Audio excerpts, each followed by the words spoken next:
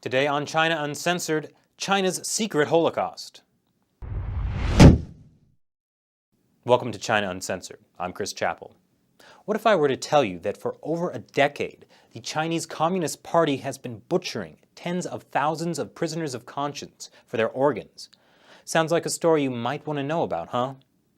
I recently talked about how Western media, in particular the New York Times and Washington Post, who have been accepting money from the Chinese regime to post their propaganda, have failed miserably and repeatedly in reporting on one of the most horrific genocides in modern history. The Chinese regime harvests organs from executed prisoners.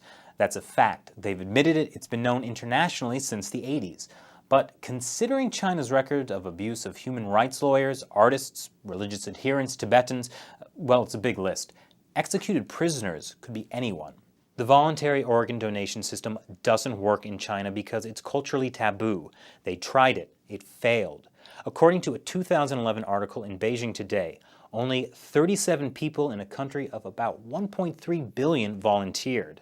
But in the most recent article by both the Washington Post and the New York Times about organ harvesting, which is all the way back from March, they say China is ending it. Now let's compare that with what U.S. Congressman Dana Rohrabacher just said at a congressional hearing on September 12th.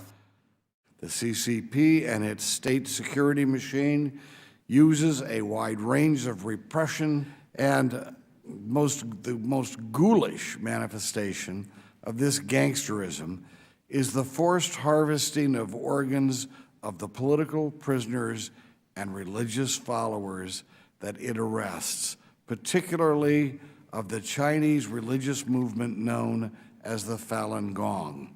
So while the New York Times and the Washington Post are saying everything's peachy, the United States Congress is having hearings about the forced harvesting of organs from living Falun Gong practitioners.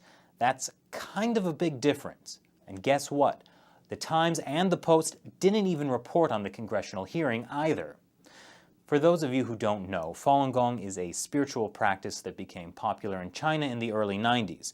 So popular, in fact, that the Chinese regime felt it was a threat and decided they needed to be wiped out. At the hearing, witnesses went through the list of evidence that China has been harvesting the organs of tens of thousands of imprisoned Falun Gong practitioners. Evidence like recorded phone conversations with Chinese hospitals that admitted it, or the fact that the official number of transplants being performed mysteriously increased by the tens of thousands once tens of thousands of Falun Gong practitioners found themselves in labor camps. And keep in mind that's the official number of transplant, God knows what that means.